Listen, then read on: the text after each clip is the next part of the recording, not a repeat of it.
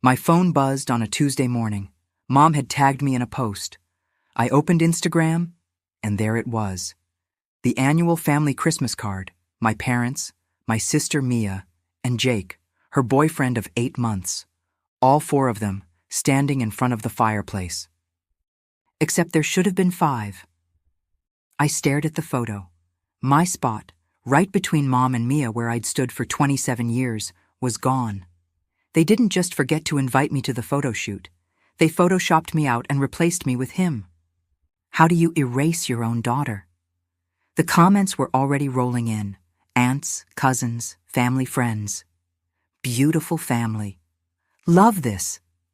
Nobody noticed I was missing. Or maybe they did, and nobody cared. But here's the thing.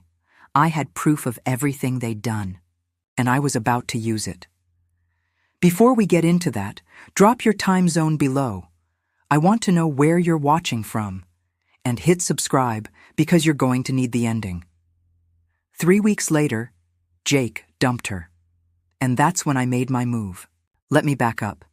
This wasn't new. Mia had always been the golden child. When she graduated high school, my parents threw her a party for 200 people. Live band, catered food, the works. When I graduated, I got a $50 gift card to Target. Mia's college? Paid in full. 4 years at a private university, no loans. Mine? I worked nights at a diner and went to state school. When Mia wanted a car, Dad co-signed. When I asked, he said I needed to build my own credit. When she bought her condo 3 years ago, they helped with the down payment. When I asked to borrow $200 for a security deposit, Mom said, "You're good with money. Figure it out." And I did. I put myself through school, became a financial analyst, learned how to track every dollar, every transaction, every inconsistency. I kept spreadsheets. I saved emails. I screenshotted text threads. It's my job, and it became my armor. I'd been keeping a folder, not because I wanted to use it, but because somewhere deep down, I knew the day would come when I'd have to. The Christmas card wasn't the worst thing they'd done to me. It was just the most public. And when Jake left Mia 3 weeks later, my parents did what they always do. They turned to me. Mom called on a Sunday afternoon. "Mia's really struggling," she said. "Jake left her with the condo. She can't afford the mortgage on her own." I didn't say anything. "She needs to refinance, but that'll take time. She needs $15,000 to cover his half until then." $15,000. I took a breath. "You replaced me in the Christmas card with him. Now you want my money?" "That was a mistake, honey. Don't be petty. She's your sister. She's also an adult with a job that doesn't pay what yours does." There it was. So because I worked my way up, I owe her? Family helps family. I heard Mia crying in the background, on cue, like always. "I'll think about it," I said, and hung up. 10 minutes later, Dad texted, "Your sister is suffering. This is when family steps up. You've always been selfish, but I didn't think you were cruel." I stared at the message. Selfish.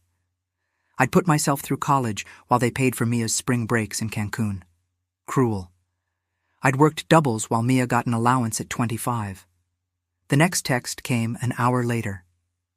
"Family dinner, next Sunday. We expect an answer. Don't embarrass us." Sunday came.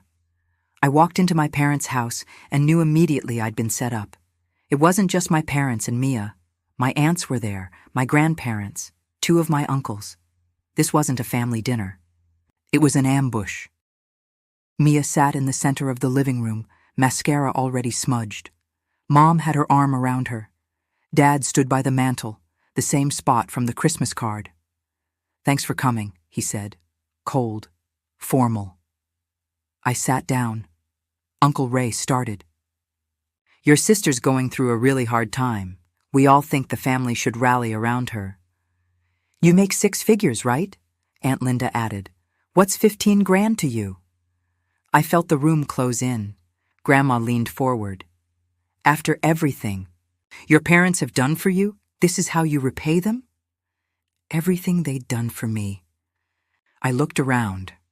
Every face, every pair of eyes. They all believed it. I reached into my bag. It looked like I was pulling out my checkbook. I wasn't. I pulled out a folder. "Let's talk about what they've actually done for me," I said, and I slid the first set of papers across the coffee table. The room went quiet. Grandma picked up the first page. Bank statements. 5 years' worth. "These show every transfer my parents made to Mia," I said, "and every one they made to me." I pointed to the highlighted lines. Condo down payment, $22,000. Car loan payoff, $8,000. Europe trip, $6,000. Credit card bailout, twice, $3,000 each time. Total, $42,000. Mia's face went white. I flipped to the next page. Transfers to me. My college graduation, $1,200. That's it. Dad's jaw tightened. "That's private," he said. "It was private," I said, "until you called me selfish in front of the whole family." Aunt Linda was squinting at the numbers. Uncle Ray put his reading glasses on.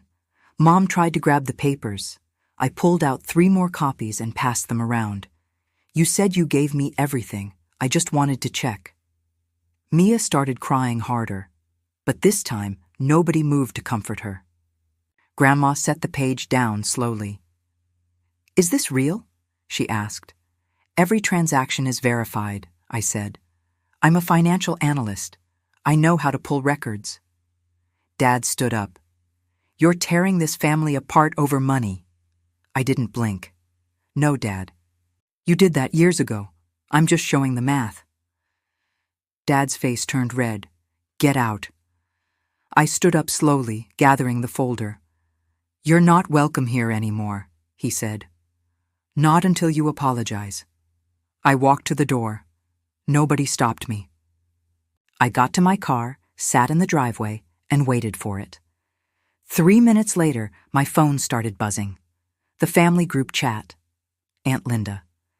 I can't believe she would humiliate them like that.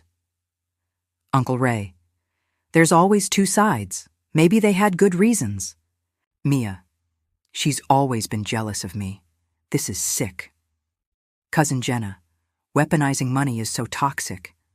I watched the messages pile up, 43 in 10 minutes. Not one person defended me. Then Mom's text came through. Private, just to me. "You've chosen money over family. Fine. Don't expect anything when we're gone. The will is changing this week." I screenshotted it, added it to the folder. Then I opened my laptop. Because what they didn't know, what they couldn't know, was that the bank statements were just the start. I'd found something else, something worse. And I had 48 hours before they'd control the narrative completely. I needed the hard evidence, and I knew exactly where to find it. I called my friend Eric. He's a real estate attorney. "I need a title search on a condo," I said. "Tonight." "How urgent?" "Very." He called me back at 11 p.m.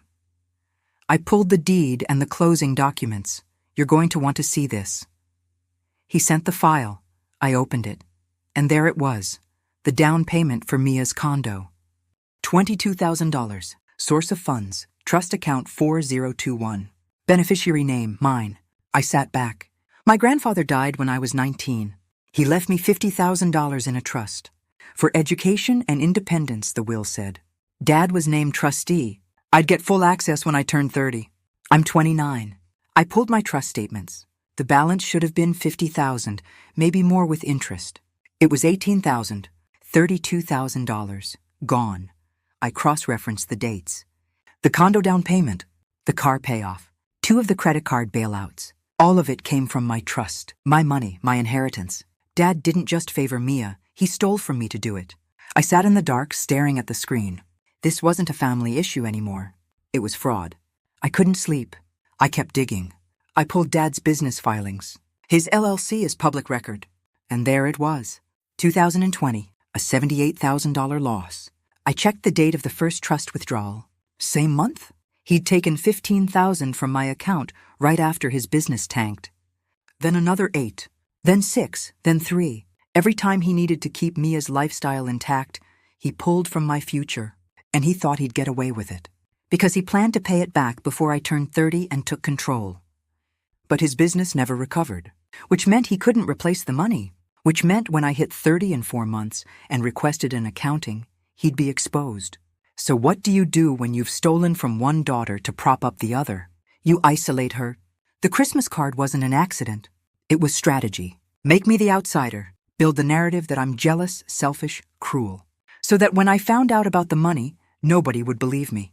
He was setting me up to be the villain. But he made one mistake. I document everything. And now I knew exactly what to do. Monday morning, I called a trust and estates attorney. Her name was Caroline. She specialized in fiduciary abuse. I laid it all out. The transfers, the timeline, the missing $32,000. She listened, took notes, and then said 5 words. This is an easy win. He's the trustee, she said. He has a legal duty. He violated it. We file for an emergency accounting and removal. How long does that take? 2 weeks to get a hearing, maybe 3. And the money? If the distributions were unauthorized, the court can order full restitution. With interest. And he'll be liable personally. I signed the retainer that afternoon. Caroline drafted the petition that night. By Wednesday, we had everything ready. Petition for emergency trust accounting and removal of trustee. Demand for restitution, $34,180. Principal plus interest. We sent copies to 3 parties. My father as trustee, the bank that held the trust, and Mia as recipient of the misappropriated funds. All certified mail. I didn't post on social media. I didn't text the family group chat. I just filed, and then I waited for the hearing date. They had no idea what was coming. The hearing was set for a Thursday morning. Probate courtroom, small, quiet. Just a judge, 2 tables, and a court reporter. I got there early, sat in the back. At 9:15, my parents walked in. Then Mia. They saw me and stopped. Dad's lawyer was with them, a guy in a budget suit who looked annoyed to be there. They sat on the opposite side. Nobody spoke. At 9:30, the judge entered. In the matter of the trust of Harold Jennings, deceased, case number PR 4789. Petitioner, please proceed. Caroline stood. Your Honor, this is a straightforward case of trustee breach. The respondent, as trustee, made multiple unauthorized distributions from the trust to a third party, his other daughter, without the beneficiary's knowledge or consent. She placed the first exhibit on the overhead. Trust transaction log. $32,000 in transfers, highlighted in yellow. These funds were used for personal expenses of the non-beneficiary, including a real estate down payment, vehicle costs, and credit card payments. Dad's lawyer stood. Your Honor, these were loans, family loans, fully intended to be repaid. Caroline didn't blink. Then I'd like to see the loan agreements. Silence. There are no written agreements, Dad's lawyer admitted. Caroline pulled out the second exhibit. A promissory note, signed with my name. The respondent did, however, create this document. A loan agreement allegedly signed by my client, promising to reimburse the trust. She handed a copy to the judge. We had a handwriting expert examine it. The signature is forged. The judge leaned forward. Dad's face went gray. Your Honor, Caroline continued, the respondent also suffered a significant business loss in the same month as the first unauthorized withdrawal. We believe he used my client's trust as a personal bank to maintain appearances. She placed the business filings on the screen. $78,000 loss. Date stamped. Mia was crying quietly. Mom grabbed Dad's hand. The judge looked at Dad. Mr. Renner, did you obtain your daughter's consent for these distributions? Dad hesitated. I'm her father. I acted in what I believed. That's not what I asked. No, Your Honor. The judge made a note. Did you create a promissory note with her forged signature? Dad's lawyer whispered something. No comment, Your Honor. The judge sat back. I've seen enough. The trustee is removed, effective immediately. Petitioner will assume control of the trust. Respondent and third-party recipient are jointly and severally liable for restitution in the amount of $34,180 plus costs. She banged the gavel. Order to be filed within 3 business days. I stood up. Caroline shook my hand. I walked past my parents without looking at them. Outside, I finally took a breath. It was over. The order was filed 3 days later. My dad was officially removed as trustee. I had full control of what was left. Mia and my parents were ordered to pay back $34,180. They set up a payment plan, $400 a month for 7 years. I accepted it through the attorney. No direct contact. Mia blocked me on everything. Mom sent one text, "You've destroyed this family. I hope you're happy." I didn't respond. I archived it and moved on. The extended family found out within a week. Aunt Linda called me. "I didn't know the whole story," she said. "I'm sorry." Uncle Ray sent a short email. Same thing. A few cousins reached out quietly. Most of the family stayed silent. That was fine. I wasn't looking for apologies. I was looking for peace. 2 months later, I moved to a new city. Used the recovered trust money, $18,000 left, plus the first few payments, as a down payment on my own place. 1 bedroom, hardwood floors, a view of the park. No family photos on the walls yet. I started therapy. Worked through a lot. Learned the difference between loneliness and solitude. One's painful, the other's powerful. A year later, I got an email from my dad. Subject line, "I'm sorry." I read it once. He didn't make excuses. He didn't ask for anything. He just said he was sorry and that he understood if I never forgave him. I didn't reply. But I didn't delete it either. I saved it in a folder labeled "Maybe Someday." Because here's what I learned. You can't fix people who refuse to see you, but you can see yourself clearly. And that clarity is worth more than any inheritance. I didn't win my family back. I won myself back.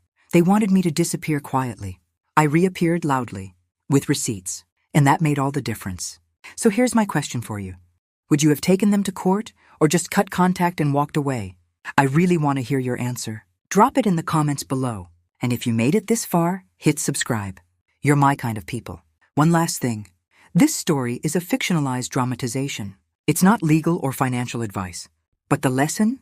That's real. Boundaries aren't cruel. They're necessary. And sometimes the family you build is the one you choose. Thanks for listening. I'll see you in the next one.